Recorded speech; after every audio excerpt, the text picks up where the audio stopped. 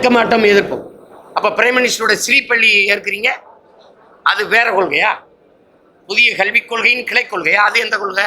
அது புதிய கல்விக் கொள்கையில இல்ல.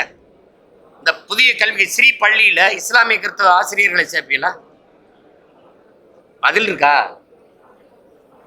முதல்வருக்கு தான் எழுப்புறேன் இந்த கேள்வி. அவங்ககிட்ட யாருக்கா இருக்கா? இது புதிய கல்விக் கொள்கையில வருதா? ஸ்ரீபள்ளி ஏற்கனவே நவோதயா, அப்புறம் கேந்திர வித்யாலயா, சிபிஎஸ்சி பாடத்திட்டம் கொண்ட பள்ளிகள், மத்திய அரசு பாடத்திட்டம் கொண்ட பள்ளிகள், இதுலாம் என் மொழி படிக்க வாய்ப்பு இருக்கா? என் வரலாறு இருக்கா? எங்க பாட்டை வாவுச்சி கற்பிக்குமா? வேலுநாச்சியாரை கற்பிக்குமா? எங்க பாட்டியை கற்பிக்குமா? என் மொழியும் இல்லை, என் வரலாறும் இல்லைன்னா என் இனம் எப்படி வாழும்? நிலம் என்னது, நீர் என்னது, மின்சாரம் என்னது, காசு என்னது? மத்திய அரசு நிதி உதவி, நிதியில் நடக்கிற மத்திய அரசுக்கு ஏது நிதி? யாராவது பதில். மத்திய அரசுக்கு ஏது நிதி? உன்னுடைய வருவாய் பெருக்கத்துக்கு ஒரு சோர்ஸ் காட்டு, சோர்ஸ் ஆஃப் இன்கம். இந்த வழியில எனக்கு வருது, இந்த வழியில வருது. ஏன் வரி பினான்ஸ் மினிஸ்டருக்கும் அந்த லாஸ்ட் வீக் 1000 crores ரிலீஸ் பண்ணிருக்கு அப்படின்னு. அதுக்கு முந்தைய வாரம் நாங்க 5000 crores உங்களுக்கு ரிலீஸ் பண்ணிருக்கோம். என்னது? உடம்புல இருக்க ஒட்டுமொத்த ரத்தத்தையும் உறிஞ்சிட்டு ஒரு சொட்டு ரத்தத்தை ஏத்துறதெல்லாம் சேவையா? இதான் ஆட்சி முறையா?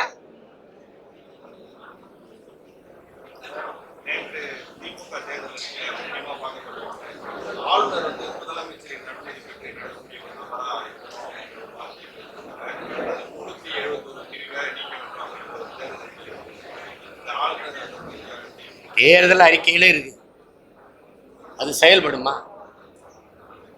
ஐயா கலைஞர் அவர்கள் இருக்கும்போது, ஐயா எம்ஜிஆர், அம்மையார் ஜெயலலிதாலாம் இருக்கும்போது ஆளுநர்கள் இப்படிதான் ஆடிட்டு இருந்தாங்க. பட்டமளிப்பு விழாவில் பேசுவாங்க, ஆளுநர் உரைனா படிப்பாங்க, ஏதாவது சுதந்திரம் கொடியத்தான் வந்தா வருவாங்க. அப்படிதானே இருந்தாங்க எல்லாரும். அப்புறம் ஆளுநர் பதவியே அவசியம் இல்லை, அதை திரும்ப பெறணும், ஆளுநரை இதுக்குள்ள இயக்கணும். எதுக்குன்னு சொல்லுங்க. மக்களால் தேர்வு செய்யப்பட்ட அந்த தலைமைக்கு தான் அதிகாரம். 8 கோடி மக்களின் பிரதிநிதித்துவப்பட்டு நிறுவப்பட்டிருக்கிற முதலமைச்சருக்கு இல்லாத அதிகாரம் இவருக்கு எதுக்கு? இவர் நியமன உறுப்பினர் அப்படின்னா அவருக்கு எதுக்குன்னு? அவர் எதுக்கு சொல்லுங்க? மக்களின் நலன் சார்ந்து இயற்றப்படுகிற திட்டங்கள், சட்டங்களுக்கு அவர் கையெழுத்து போட்டாதான் அது செயல்பட தொடங்கும், செயலாக்கம் பெறும்னா அப்ப மக்களுக்கு எங்க அதிகாரம் இருக்கு? அப்புறம் எங்க மக்களாட்சி இருக்கு? அப்ப ஆளுநர் முதலமைச்சரா இல்ல பேரளவில் இருக்கிற இவரா நாட்டை ஆள்றவரு?